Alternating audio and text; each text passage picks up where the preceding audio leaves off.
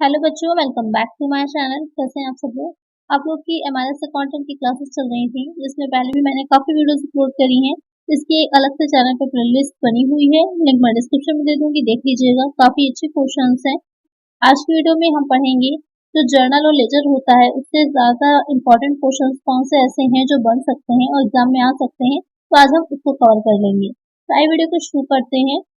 लेकिन शुरू करने से पहले जिन बच्चों ने सब्सक्राइब नहीं किया होगा, सब्सक्राइब कर लीजिएगा। वीडियो अच्छी लगेगी लाइक कर दीजिएगा और फ्रेंड्स तक वीडियो को शेयर कर दीजिएगा। फर्स्ट क्वेश्चन लेते हैं। लेन देन सबसे पहले किस पुस्तक या खाते में दर्ज किया जाता है? Transactions are first recorded in which book or account? Book of original entry, trial balance, accounting equation, book of final entry. Question में कह रहा है कि जो ट्रांजैक्शन आप करते हैं उसे सबसे पहले आप किस बुक में या फिर किस अकाउंट में दिखाते हैं? तो हम जो सबसे पहले दिखाते हैं किसी भी लेन देन को, तो वो आपकी मूल प्रविष्टि की पुस्तक होती है, बुक ऑफ ओरिजिनल एंट्री। इसे क्या कहा जाता है? जर्नल कहा जाता है। तो एक आंसर होगा हमारा option A, book of original entry. तो यहाँ पर अगर आपका जर्नल दे रखा होता डायरेक्ट तो वही आंसर होता, लेकिन अगर कह रहा है मूल प्रविष्टि की पुस्तक, तो मूल प्रविष्टि की पुस्तक कौन कहलाती है? वो हो जाती है आपकी जर्नल होती है। तो एक आंसर क्या होगा हमारा? Option A. नेक्स्ट क्वेश्चन है, जर्नल को डैश भी कहा जाता है। Journal is also called a dash, business diary, history book, laser book and entry book. मैंने बताया ही था कि जर्नल जो होता है उसे व्यवसाय की डायरी या फिर बिजनेस डायरी भी कहा जाता है, डे बुक भी कहा जाता है, कुछ भी लिख के आ सकता है। डे बुक भी बोलते हैं, व्यवसाय की डायरी भी बोलते हैं। तो एक आंसर होगा हमारा ऑप्शन ए। नेक्स्ट क्वेश्चन है, जर्नल लेनदेन को किस क्रम में सूचीबद्ध करता है? Journal list transaction in which order? Decreasing, chronological, alphabetical, increasing. तो जो जर्नल होता है अभी बताया ही था मैंने किस क्रम में करता है, कालानुक्रमिक यानी कि क्रोनोलॉजिकल वे में करता है, डेट वाइज करता है। एक आंसर होगा हमारा ऑप्शन बी। नेक्स्ट क्वेश्चन है, निम्नलिखित तत्वों में से जर्नल प्रविष्टि के संबंध में कौन सा कथन गलत है? Among these statement which one is incorrect regarding journal entry? The debited account titles are listed first. Journal entries show the effects of transactions. Each journal entry should begin with a date. Journal entries provide account balances. तो question में कह रहा है कि जो journal प्रविष्टियां हम करते हैं, जो हम जर्नल एंट्रीज करते हैं, तो अब आपको ये बताना है कि स्टेटमेंट दे रखे हैं उसमें से कौन सा स्टेटमेंट जो है वो गलत होगा। तो समझते आइए एक एक स्टेटमेंट को। पहला स्टेटमेंट कह रहा है कि जो अकाउंट्स डेबिट किए जाते हैं उनमें सबसे पहले जो शीर्षक होता है उनका, उसको लिखा जाता है। तो करेक्ट है। The debited account title are listed first. सबसे पहले हम लिखते हैं कि जिस अकाउंट को हम डेबिट कर रहे हैं उसका टाइटल लिखा जाता है। आप लिखते हैं परचेसेस अकाउंट डेबिट या सेल्स अकाउंट डेबिट, करेक्ट हो जाएगा। जनरल प्रविष्टियां लेन देन के प्रभाव को दर्शाती हैं, करेक्ट है कि जनरल एंट्री से हमें ये पता चलता है कि कौन कौन से ट्रांजेक्शन किए गए हैं, किस तरह के किए गए हैं। उससे जब हम अकाउंट बनाते हैं तो हमें इजी रहता है कि निकालना कि इनकम हुआ है, लॉस हुआ है। Each journal entry should begin with a date, correct है। डी पॉइंट दे रखा है, जनरल प्रविष्टियां खाता शेष प्रदान करती हैं। Journal entries provide account balance, ऐसा नहीं है, कोई अकाउंट बैलेंस नहीं प्रोवाइड करती है। दोनों साइड आपके जर्नल के इक्वल आते हैं। अकाउंट जो बैलेंस आता है वो आपका किस में आता है? जो हम लेजर बनाते हैं, लेजर में जो अकाउंट्स बनाते हैं उसमें बैलेंस निकल के आता है, जैसे कि आप कैरेट फॉरवर्ड करते हैं। तो यहाँ पर इसमें कोई बैलेंस नहीं आता है, तो ये आपका गलत हो जाएगा। तो एक आंसर ही होगा हमारा ऑप्शन डी। नेक्स्ट क्वेश्चन है, ग्राहक द्वारा लौटाया गया माल किस खाते में डेबिट किया जाएगा? Goods return by customer will be debited to which account? Purchase account, return outward, customers account, return inward. Question में कह रहा है कि जो ग्राहक होगा, जो कस्टमर है, अगर वो कोई भी गुड्स को रिटर्न कर रहा है तो उसको कहाँ पर या किस खाते में हम डेबिट करते हैं? उसे हम कहाँ डेबिट करेंगे? उसे हम रिटर्न इनवर्ड अकाउंट में डेबिट करते हैं। तो एक आंसर क्या हो जाएगा हमारा? Option D. नेक्स्ट क्वेश्चन है, चोरी हुए माल का डेबिट किया जाना चाहिए। Stolen goods should be debited to sales account, purchase account, loss by theft account, no entry. कि कोई भी गुड्स जब चोरी हो जाते हैं या आपका अग्नि से माल नष्ट हो जा रहा है, ये क्वेश्चन बहुत पूछा जाता है एग्जाम में। अग्नि से माल नष्ट हो जाएगा या फिर जो है चोरी में चला जाएगा, तो वहां पर लॉस बाय फायर अकाउंट जो होता है या फिर लॉस बाय थेफ्ट अकाउंट जो होता है वो डेबिट कर दिया जाता है, और क्रेडिट हमारा क्या होता है? To purchase account. या फिर इस तरह से भी क्वेश्चन अगर पूछा जाता है कि रेल यात्रा में आप किसी चीज से मंगवा रहे थे माल, उसमें बीच में रास्ते में कोई क्षतिग्रस्त हो गया है, नष्ट हो गया है, तो वहां पर लॉस इन ट्रांजिट अकाउंट जो होता है उसको डेबिट किया जाता है, और क्रेडिट में आपका टू परचेज अकाउंट हो जाएगा। तो डेबिट पूछे क्रेडिट पूछे ध्यान में रखिएगा, एंट्री क्या होगी यहाँ पर आपकी? Loss by theft account debit to purchases account. Correct answer क्या होगा हमारा ऑप्शन सी। नेक्स्ट क्वेश्चन है, the owner of the business takes 100 cash and goods costing of this 200 for his family. The proper journal entry for this transaction is. व्यवसाय का स्वामी अपने परिवार के लिए 100 रुपए नगद और 200 रुपए का माल लेता है। इस लेन देन के लिए उचित जर्नल प्रविष्टि है। तो जब भी जो ओनर होता है वो कुछ भी व्यवसाय से निकालेगा, कैश निकालेगा या फिर जो गुड्स निकालता है, तो दोनों ही दिशा में वो क्या कहलाती है चीज, वो ड्राइंग कहलाती है, उसे आहरण बोला जाता है। तो यहाँ पर 100 रुपए के वो कैश निकाल रहा है और 200 के गुड्स को निकाल रहा है, तो वहां पर एंट्री क्या की जाएगी, क्वेश्चन में आपसे ये कह रहा है। जब भी ड्राइंग्स होती हैं किसी भी तरह की ओनर्स के द्वारा, तो ड्राइंग अकाउंट आपका डेबिट में चला जाएगा और जो भी चीज निकाली जाएगी, चाहे वो कैश होगा या फिर जो गुड्स होंगे, तो उसके अकॉर्डिंग वो दूसरी चीज क्या होती है, क्रेडिट हो जाती है। यहाँ पर हम क्या करेंगे, ड्राइंग अकाउंट हमारा डेबिट हो जाएगा और क्रेडिट में क्या चला जाएगा, जो कैश निकाला होगा वो क्रेडिट हो जाएगा और जो परचेजेस अकाउंट होता है, क्रय खाता यहाँ पर जो होगा, उसको हम क्रेडिट कर देते हैं। तो यहाँ पर करेक्ट एंट्री क्या होगी आपकी, ड्राइंग अकाउंट डेबिट, कैश और परचेज अकाउंट क्या हो जाएगा, क्रेडिट हो जाएगा। एक आंसर होगा हमारा ऑप्शन ए। क्वेश्चन में ध्यान से समझा करिए, जो ऑप्शंस होते हैं बहुत एक जैसे होते हैं, तो वहां पर कंफ्यूजन में गलत आंसर टिक हो जाता है। यहाँ पर करेक्ट आंसर होगा हमारा option A.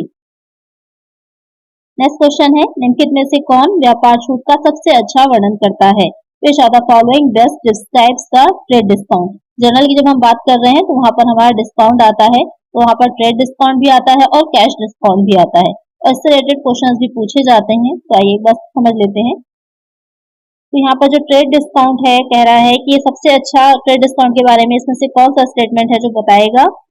It is different from cash discount. Correct है, कैश डिस्काउंट अलग होता है। It is a reduction in list or retail price, ये भी करेक्ट है। It is not recorded in the book, all of the above. तो question में कह रहा है कि इसमें से कौन सा अच्छा समझा रहा है जो आपका ट्रेड डिस्काउंट है उसके बारे में। तो कैश डिस्काउंट से अलग होता है, करेक्ट है। ट्रेड डिस्काउंट जो होता है पहले दिया जाता है, उसके बाद कैश डिस्काउंट दिया जाता है और ये सूची मूल्य या फिर जो आपका रिटेल प्राइस होता है उस पर दिया जाता है, ये भी करेक्ट है कि जो ट्रेड डिस्काउंट है 10%, 5% जितना भी दिया जा रहा होता है वो आपके लिस्ट प्राइस जो होता है या फिर जो रिटेल प्राइस होता है उस पर दिया जाता है और उससे बुक्स में नहीं दिखाते। जो मोस्ट इंपॉर्टेंट चीज है, जब हम जर्नल बना रहे होते हैं तो ट्रेड डिस्काउंट को हम लेस करके दिखाते हैं, ट्रेड डिस्काउंट की कोई एंट्री नहीं की जाती है। तो ये तीनों ही स्टेटमेंट आपके करेक्ट हो जाएंगे। तो करेक्ट आंसर क्या होगा हमारा ऑप्शन डी होगा। नेक्स्ट क्वेश्चन है, शीघ्र भुगतान को प्रोत्साहित करने के लिए विक्रेताओं द्वारा दी जाने वाली छूट के लिए प्रयोग किया जाने वाला शब्द कहलाता है। The term used for the discount offered by sellers to encourage prompt payments is known as trade discount, cash discount, payment discount, none. Question में कह रहा है कि जब शीघ्र भुगतान को यानी कि जो कस्टमर्स हैं वो जल्दी पेमेंट कर दें या फिर कैश में ही लें, उधार ना लें, इसलिए तो उनको मोटिवेट करने के लिए, ऐसा करने के लिए, उनको मोटिवेट करने के लिए जो डिस्काउंट दिया जाता है वो कौन सा होता है, तो वो कहलाता है आपका कैश डिस्काउंट, यानी कि नगद छूट जो दी जाती है। एक आंसर होगा हमारा ऑप्शन बी। सबको नहीं दी जाती है, ये केवल उन्हीं कस्टमर्स को दी जाती है जो आपका जल्दी भुगतान करते हैं, जल्दी पेमेंट करते हैं या तो एक निश्चित समय सीमा के अंदर एक सर्टेन टाइमिंग में वो पेमेंट कर देते हैं, उनको ही दी जाती है। नेक्स्ट क्वेश्चन है, श्री स्मिथ अपने व्यवसाय में 10,000 रुपए नगद निवेश करते हैं, जमा किया जाने वाला खाता है। Mister Smith invest ₹10,000 cash in his business, the account to be credited is. तो आपको पता होगा जो डेबिट होता है उसको नाम बोलते हैं और जो क्रेडिट होता है उसको हिंदी में जमा कहा जाता है। यहाँ पर क्या कह रहा है कि जो मिस्टर स्मिथ थे उनका अपना जो बिजनेस था उसमें उन्होंने 10,000 रुपए क्या किए हैं, इन्वेस्ट किए हैं। तो यहाँ पर आपका कौन सा अकाउंट जो होगा ऐसे सिचुएशन में क्रेडिट किया जाएगा, कैश, प्रॉफिट, इनकम या फिर कैपिटल। तो जो बिजनेस का ओनर होता है कुछ भी इन्वेस्ट करता है अपने बिजनेस में, तो वो उसमें आपका जो क्रेडिट होता है वो कैपिटल हो जाता है। तो यहाँ पर cash account debit to capital account होगा। तो एक आंसर क्या होगा हमारा ऑप्शन डी, क्योंकि क्रेडिट के बारे में पूछा था। तो एक आंसर होगा हमारा ऑप्शन डी। नेक्स्ट क्वेश्चन है, व्यवसाय शुरू करने पर किस खाते को क्रेडिट किया जाता है। Which account is created on commencement of business, cash, bank, asset, capital. तो जब बिजनेस की शुरुआत की जा रही, कुछ सेम सिमिलर ही क्वेश्चन है आपका जो प्रीवियस में पूछा था मैंने। बस ये दोनों क्वेश्चन मैंने इसलिए रखे हैं कि अगर दोनों क्वेश्चन इस तरह से कोई भी पूछेगा तो आप कंफ्यूज ना होइए। यहाँ पर भी आपका क्रेडिट जो होगा वो कैपिटल ही होगी। कि व्यवसाय शुरू कर रहा है, बिजनेस को शुरू कर रहे हैं तो कुछ इन्वेस्टमेंट करेंगे ना, कुछ कैश लगाएंगे तभी तो बिजनेस स्टार्ट होगा। तो वहां पर कैपिटल अकाउंट ही क्या हो जाएगा, आपका क्रेडिट हो जाएगा। तो एक आंसर होगा हमारा ऑप्शन डी। नेक्स्ट क्वेश्चन है, निम्नलिखित में से किस तरीके से एक संयुक्त प्रविष्टि की जा सकती है? विच of the following way a compound journal entry में बी पास। जो एंट्री करते हैं हम तो आपकी मेनली दो तरह से होती हैं, एक हो जाती है सिंपल एंट्री और दूसरी हो जाती है आपकी कंपाउंड एंट्री। जो सिंपल एंट्री होती है वहां पर सिर्फ दो अकाउंट ही आपके क्या होते हैं, इफेक्ट करते हैं या उनका इफेक्ट पड़ता है। लेकिन जो डबल एंट्री होती है उसमें क्या रहता है, लेकिन जो कंपाउंड एंट्री होती है, जो संयुक्त प्रविष्टि होती है, उसमें क्या रहता है कि दो से अधिक आपके अकाउंट जो होते हैं, दो से ज्यादा अकाउंट जो होते हैं उसमें शामिल होते हैं, इंक्लूड होते हैं। तो किस टाइप से कर सकते हैं? One particular account may be debited while several other accounts may be credited. One particular account may be credited while several other accounts may be debited. Several accounts may be debited and several other accounts may also be credited. All of the above. तो यहाँ जो question कह रहा है कि जो compound entry होती है तो इन तीनों ही तरह से की जा सकती है। एक विशेष खाता डेबिट होगा, कोई एक अकाउंट डेबिट होगा और आपके बाकी के और अदर अकाउंट्स जो है वो क्रेडिट हो सकते हैं। कोई एक स्पेसिफिक अकाउंट को क्रेडिट करेंगे और कई बाकी के अकाउंट्स को हम डेबिट कर देंगे। करेक्ट है, आपके कई अकाउंट्स एक साथ डेबिट हो जाएंगे और बहुत सारे अकाउंट्स एक साथ क्रेडिट भी हो सकते हैं। तो यहाँ पर तीनों ही तरीके से की जा सकती है। तो एक आंसर होगा हमारा option D, all of the above. यहाँ पर आपका एक ऑप्शन डी ये भी हो सकता था, एनी ऑफ द अबव, तो वो भी करेक्ट होता, इनमें से कोई भी, ये भी करेक्ट हो जाएगा। ऑल ऑफ द अबव ये सभी तरह से की जा सकती है, तो ये भी करेक्ट होगा। एक आंसर होगा हमारा ऑप्शन डी। अब कुछ क्वेश्चंस हमने जर्नल से रिलेटेड सॉल्व किए हैं, अब आगे हम लेजर से रिलेटेड क्वेश्चंस देखेंगे जो इम्पोर्टेंट क्वेश्चंस हैं। खाता बही को डैश की पुस्तक कहा जाता है। A ledger is called a book of dash. Primary entry, final entry, original entry, none of the above. तो जो लेजर होता है, खाता बही होती है, वो किस तरह की बुक होती है? तो मैंने बताया ही था आपको, जो प्राइमरी होती है वो कौन सी होती है, जर्नल हो जाता है। और जो फाइनल एंट्री की बुक होती है वो हो जाती है हमारी लेजर। और बुक कीपिंग का काम भी आपका यहीं तक रहता है, लेजर बनाने तक, उसके आगे हम अकाउंटिंग करते हैं। तो यहाँ पर करेक्ट आंसर होगा हमारा ऑप्शन बी। नेक्स्ट क्वेश्चन है, निम्न में से किससे खाता बही तैयार किया जाता है? From which of the following is a ledger account prepared? Transaction, journal, events, none of the above. जो ट्रांजैक्शंस होते हैं उससे हम जर्नल प्रिपेयर करते हैं और जर्नल से हम जो अपनी लेजर है या जो अकाउंट्स हम बना रहे होते हैं उनको प्रिपेयर करते हैं। तो करेक्ट आंसर यहाँ पे क्या होगा, ऑप्शन बी। अगर यही चीज जर्नल के लिए पूछी जाती तो वहां पर हमारा आंसर क्या होता, ट्रांजैक्शन होता, कि लेन देन जो हमने किए होते उससे हम जर्नल बनाते हैं। करेक्ट आंसर होगा ऑप्शन बी। नेक्स्ट क्वेश्चन है, किसी जर्नल से वस्तुओं को उनके संबंधित खाता बही खातों में स्थानांतरित करने की प्रक्रिया को कहा जाता है। The process of transferring of items from a journal to their respective ledger account is called as entry, arithmetic, balancing, posting.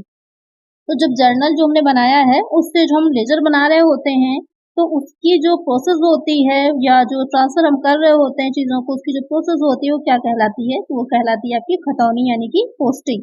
Journal में वो प्रोसेस क्या आती है, होती है जर्नलाइजिंग। यहाँ पर जो प्रोसेस होती है वो कहलाती है पोस्टिंग। एक आंसर क्या होगा हमारा, ऑप्शन डी।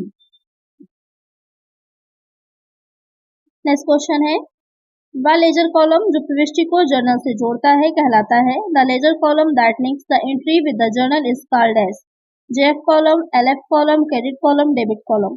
तो जर्नल में हम क्या बनाते हैं, जर्नल में हम लेजर फोलियो बनाते हैं और जो लेजर होता है उसमें हम क्या बनाते हैं, जर्नल फोलियो बनाते हैं।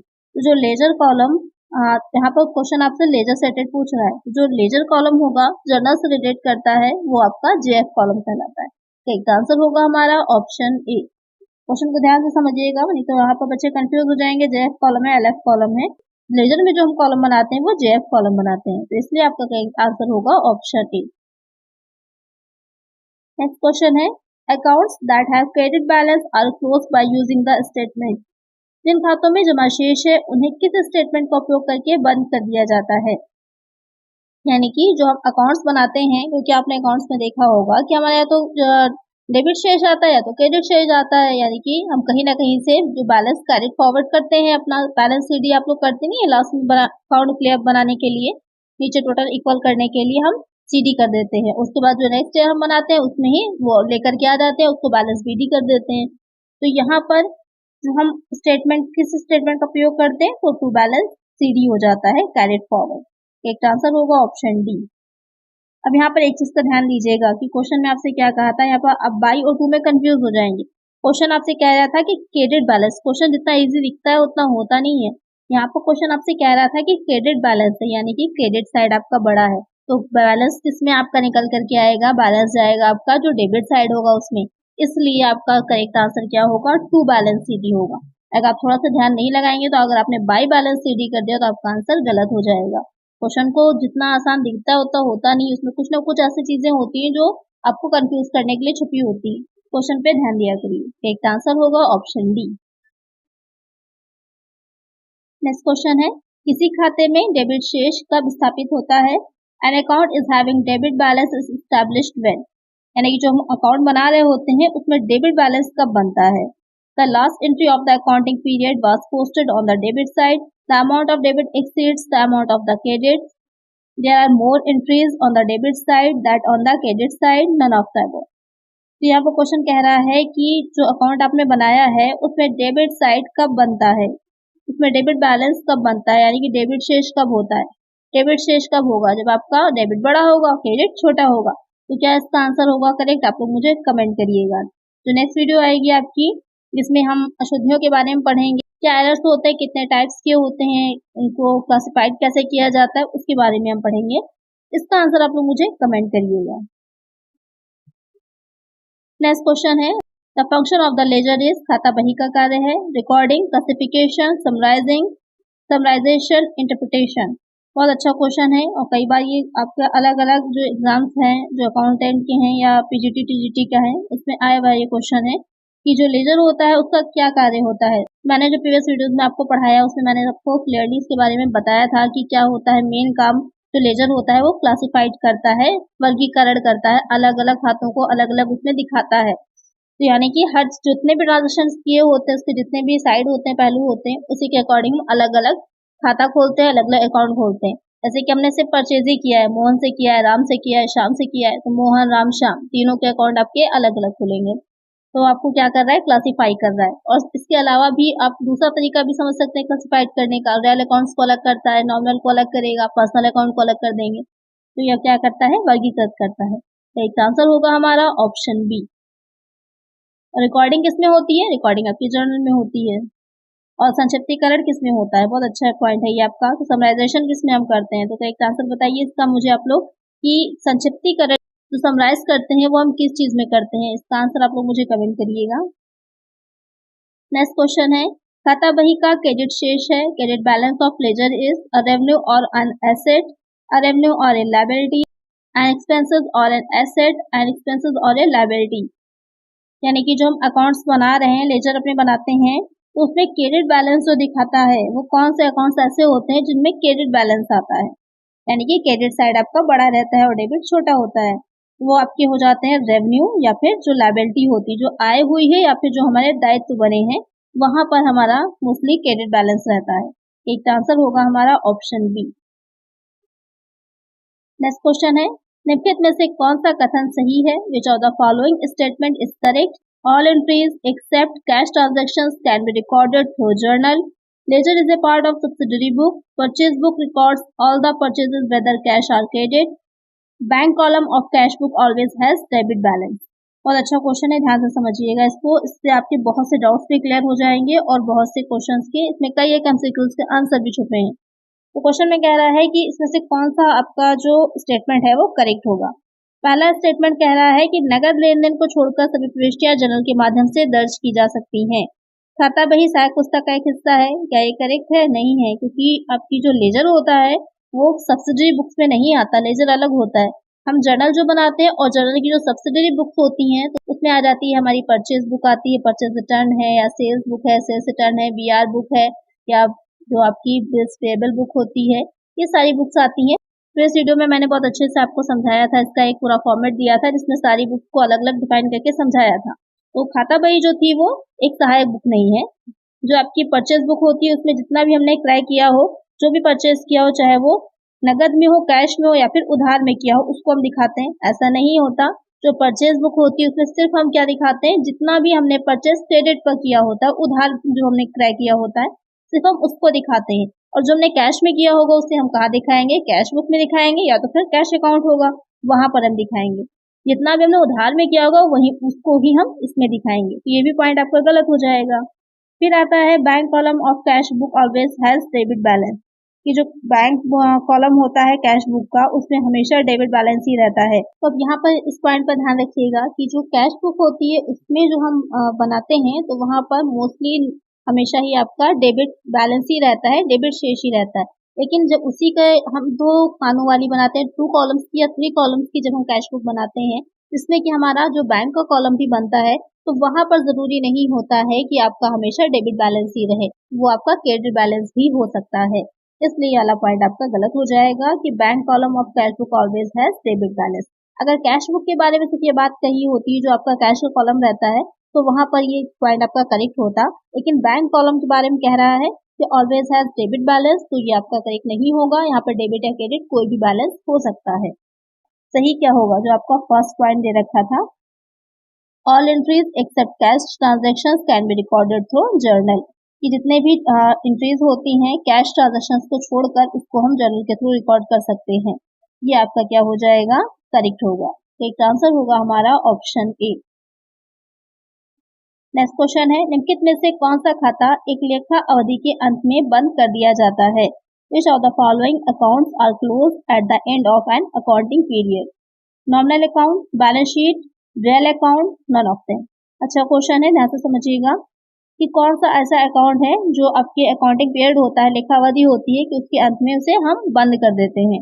जो नॉमिनल अकाउंट्स होते हैं, नाम मात्र के खाते होते हैं, उसका शेष जो होता है, उसका जो बैलेंस निकल करके हमारा आता है, तो प्रॉफिट होगा या तो फिर लॉस होता है, तो उसको हम कहाँ ट्रांसफर कर देते हैं, प्रॉफिट एंड लॉस अकाउंट में ट्रांसफर कर देते हैं और उसको हम बंद कर देते हैं। जो नॉमिनल अकाउंट्स होते हैं उन अकाउंट्स को बंद कर देते हैं और उसके शेष को हम ट्रांसफर कर देते हैं प्रॉफिट एंड लॉस अकाउंट में, उससे हमारा प्रॉफिट या फिर लॉस निकल करके आ जाता है।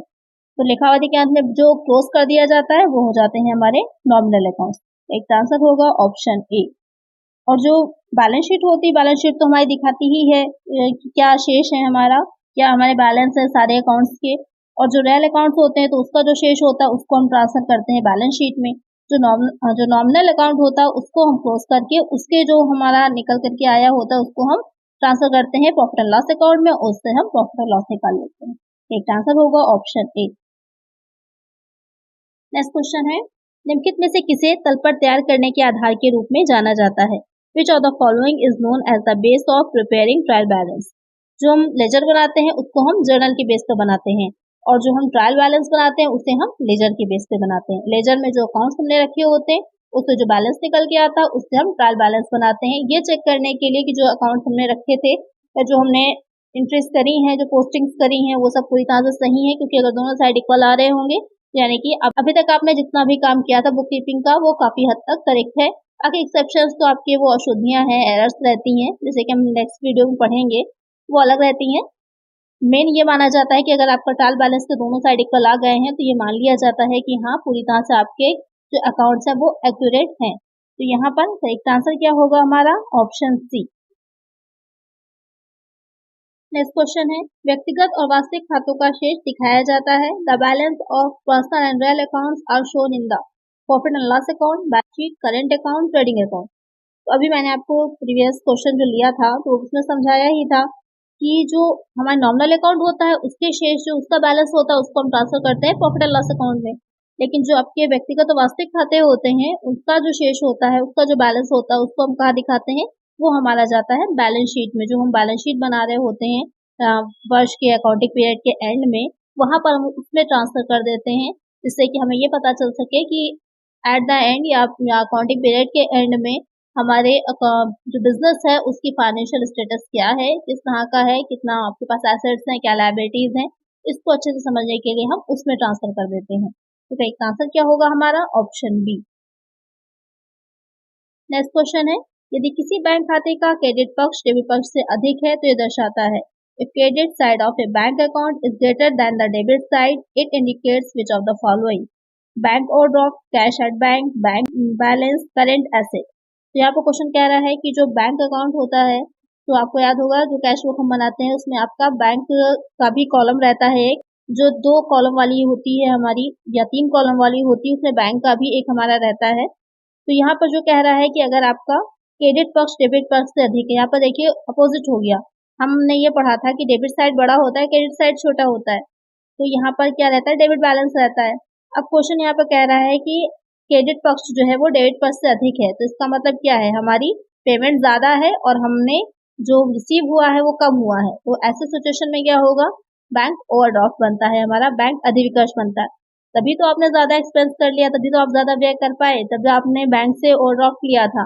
तो क्या आपके पास अगर इनकम कम हुई है, मिला आपको रिसीविंग कम हुई है, तो ज्यादा एक्सपेंस आपने कैसे कर लिए, हो ही नहीं पाएंगे। तभी तो हो पाएंगे ना जब आपने बैंक से ओवरड्राफ्ट लिया होगा। ओवरड्राफ्ट क्या होता है, बैंक ओवरड्राफ्ट जो होता है, जब आपको अपना जो अकाउंट होगा बैंक में आपका, उसमें से जितनी भी राशि आपकी जमा है, जितना अमाउंट आपके बैंक में डिपॉजिट है, उससे ज्यादा अमाउंट निकालने के लिए बैंक आपको परमिशन देता है और आप उस अमाउंट को निकालते हैं, तो वो हमारा बैंक ओवरड्राफ्ट कहलाता है। ऐसा सारे अकाउंट होल्डर्स को नहीं मिलती है ये सुविधा, ये फैसिलिटी। जो आपके करंट अकाउंट होल्डर्स होते हैं उनको ये फैसिलिटी दी जाती है, क्योंकि वो काफी बड़े लेवल पर ट्रांजेक्शन करते हैं। जो बिजनेसमैन होते हैं मोस्टली उन्हीं लोग का करंट अकाउंट होता ही है, तो उन लोगों को ये फैसिलिटी दी जाती है और इस पर बैंक जो होता है इंटरेस्ट लेता है।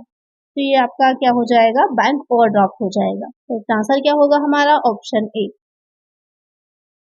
नेक्स्ट क्वेश्चन है, एक कैश बुक निम्नलिखित उद्देश्य पूरा करती है। A cash book serves the following purpose, it works as a ledger account, it works as a book of original entry as well as ledger account, it works as a book of original entry, none of the above.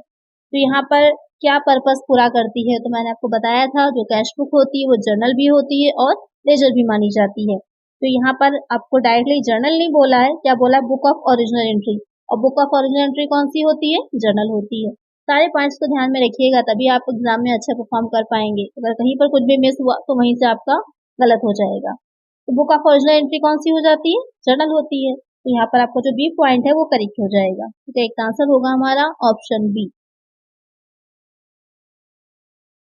Next question है, रोकड़ बही का credit पक्ष dash है, the credit side of A cash book is dash, the loss side, the receipt side, the profit side, the payment side. जो हम cash book बनाते हैं उसका क्रेडिट साइड क्या होता है, तो डेबिट साइड होती है रिसीविंग और क्रेडिट साइड हो जाता है पेमेंट। क्या हो जाएगा, भुगतान पक्ष होता है। एक आंसर क्या होगा हमारा, ऑप्शन डी। तो आज की वीडियो में इतना ही। आई होप आपको अच्छे से सारी चीजें क्लियर हो गई होंगी, समझ में आ गया होगा लेजर के बारे में भी और कैश बुक के बारे में भी। तो अगर वीडियो अच्छी लगी है और समझ में आई, हेल्पफुल रही है, तो लाइक जरूर कर दीजिएगा और चैनल पर नए हैं सब्सक्राइब नहीं किया है सब्सक्राइब करिए और फ्रेंड्स तक वीडियो को शेयर कर दीजिएगा। मिलते हैं नेक्स्ट वीडियो में। Thank you.